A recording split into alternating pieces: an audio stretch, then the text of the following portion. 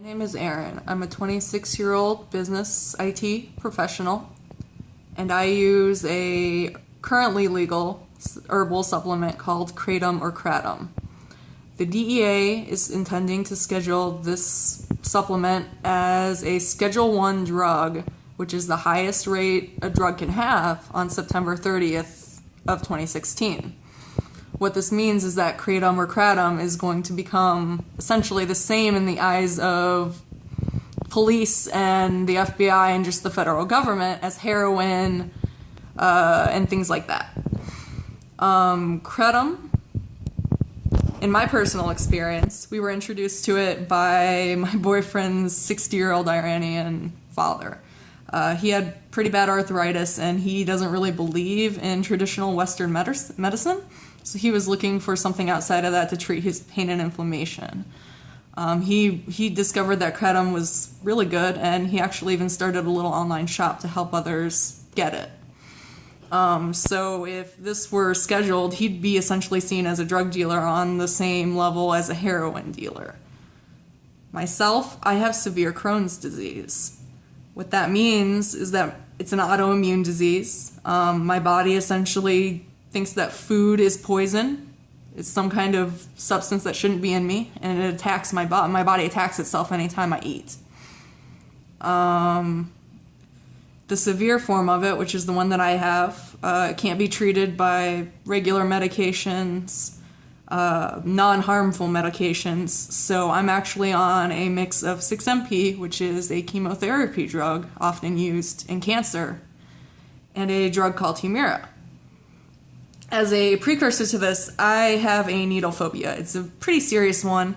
I kind of hyperventilate and freak out and tense up, all the stuff you shouldn't do when you're getting a needle put in you. Humira is actually a needle in a pen. When you hit the top, it punches into you.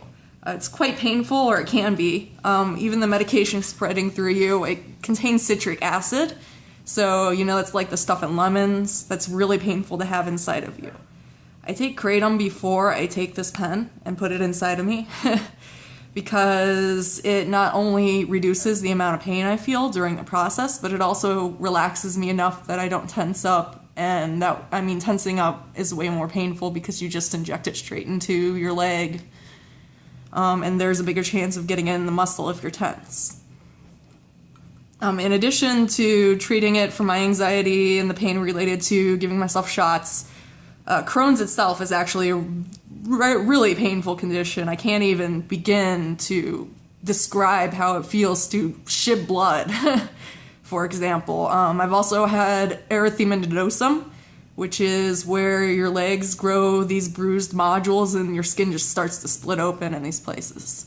So you can imagine that Kratom, kind of like medical marijuana, is a really important thing for people with chronic pain.